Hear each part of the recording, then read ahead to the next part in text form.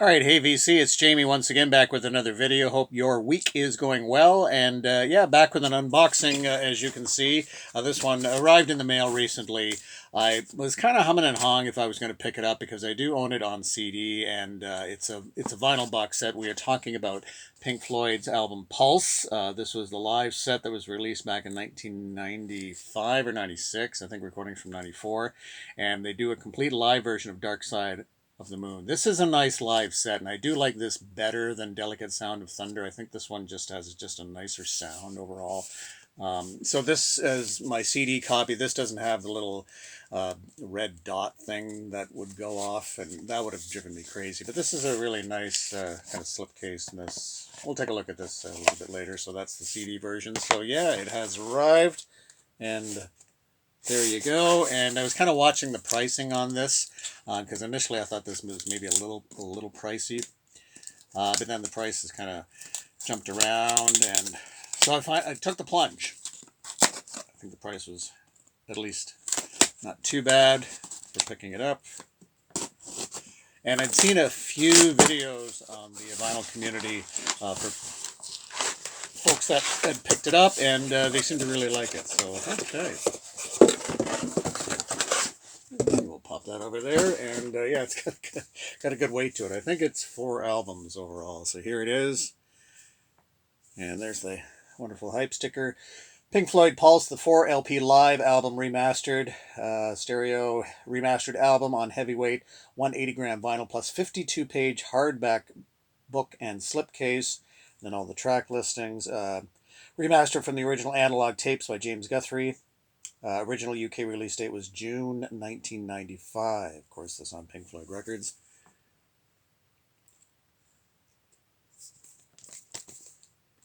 And the back here. Very much almost like the slipcase idea of this copy. Okay, so let's take a look inside. And I'm trusting this is not going to be like a Record Store Day saucer full of secrets issue for me. I'm trusting that the proper albums are in here. But we'll find out. Since I haven't listened to it yet, can't say. Okay. Hang on to that hype sticker. Okay, and a very nice slipcase idea to it. And let's take a look inside. Okay. There you go. We'll just put that over there. And yeah, let's take a look at the vinyl first. Okay.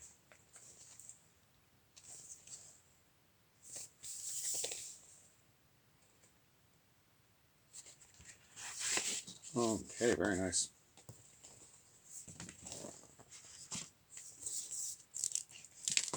And they're not polylined. There's kind of a slightly, not a heavy cardboard, but interesting. Not sure if that's upside down or not.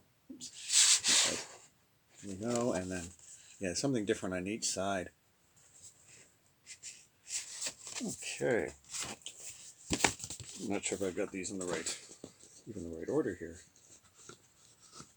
Oops. Let's get that back in there. Okay, I don't know if there's any indication.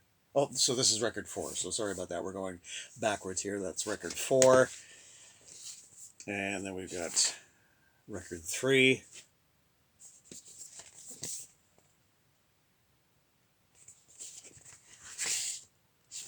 And generally the same idea for the inner sleeves.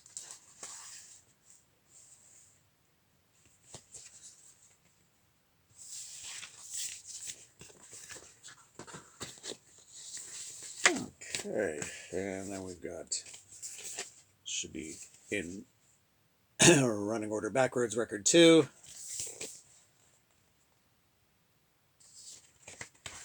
And yeah, the same inner sleeves for all. I'm surprised they're not polylined, but they're not.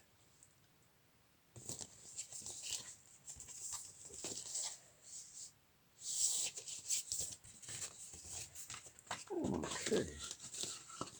Let's tuck that back in there. And last but not least, record 1. And there you go. Better in terms of YouTube and whatnot and their restrictions. That shouldn't be a problem, but you never know. Okay, that and that.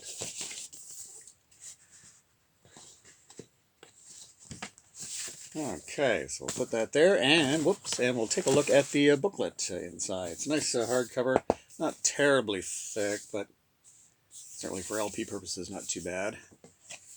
Okay, let's take a look inside and see what we see.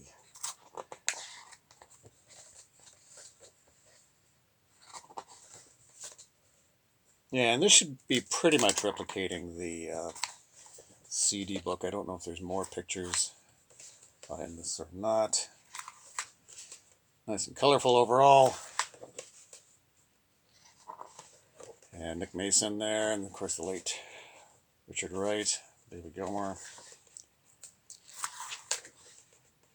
And again, as I mentioned, I do prefer this one over Delicate Sound of Thunder. I thought that one was kind of an uneven live album, but I thought Pulse was a little bit more cohesive, and certainly it was the first time to get at this stage was the first time to get Dark Side of the Moon played live in its entirety and available commercially.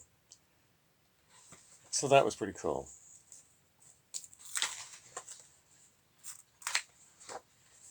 Okay.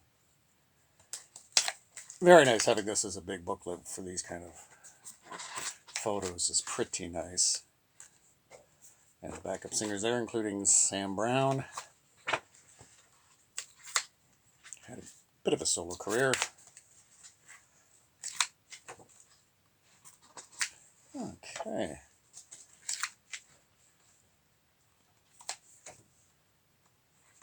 Yeah, never had a chance to see Pink Floyd, sadly enough. Okay. And there you have it. Okay.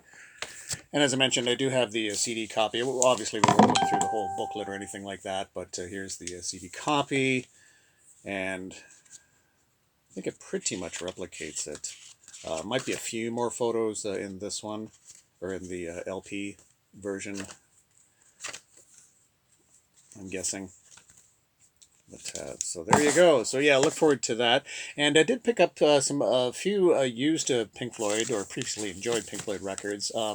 Two albums that totally get forgotten about, and I was pleased to pick these up again at a fairly decent price. And this one is a Canadian pressing. In fact, the seller listed this as a first Canadian pressing. This is for the soundtrack for the film More. Pink Floyd. And again, a lot of instrumental tracks and that sort of thing. The cover is certainly worn. And this was also in Canada. This was part of the famed 6000 series, I believe. So this is, yeah, ST6318. So the 6000 series in Canada was kind of a series that sort of showcased international acts. You know, if it was on the 6000 series, it meant it was kind of a, you know, an interesting release, that sort of thing. They also did feature Canadian artists on the 6000 release, but initially it was more international artists. You know, it's kind of one-off albums that they would bring over to see how they do.